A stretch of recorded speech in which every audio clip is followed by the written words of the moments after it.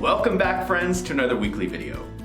We've been talking about growth, and I've been talking about this new math equation called the theory of credit markets. And so in this video, I want to tell you the story about how all of this got started, because for me, this is much more than a theory. There are real, practical applications you can use today to forecast growth.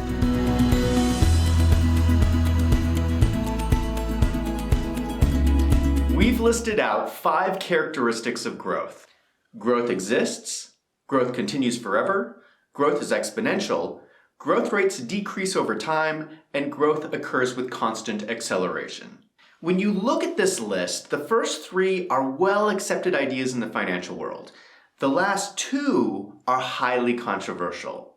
So much so that if you were to go to a finance professor and tell them these characteristics, they would think you're a crazy person because it goes against all of the academic financial papers that have been written over the last 50 years. But I really don't think this is that big of a logical leap. They make sense, and there's a lot of benefits for looking at growth in this new way. So let me tell you how all of this came about. I started using the formula for the theory of credit markets on Christmas Eve 2013. And I remember this so well because if you're single and you're a finance nerd, let me tell you how you spend Christmas Eve. I spend Christmas Eve alone at home rebalancing my international stock portfolio. And I was having a blast. I mean, this is the kind of thing I do for fun.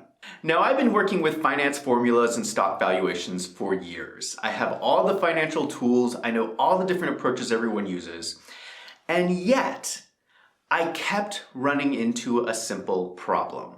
One of the tricky things in modern finance is balancing an investment portfolio between US stocks and international investments. And if you've dealt with portfolio management, you know what I'm talking about. What happens is you have the US economy that's growing at roughly 4%. And then if you look at some of these international high growth economies, they're growing at double digits. And you have these investments rolled all into the same portfolio. Well, that creates a huge discrepancy because you have all of these investments with massively different growth profiles. And under that scenario, all the finance equations start breaking down and giving you nonsense answers.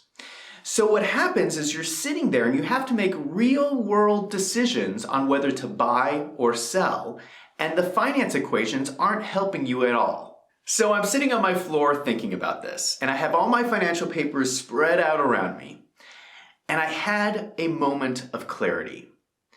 And I thought to myself, what if there's a different way to think about growth projections?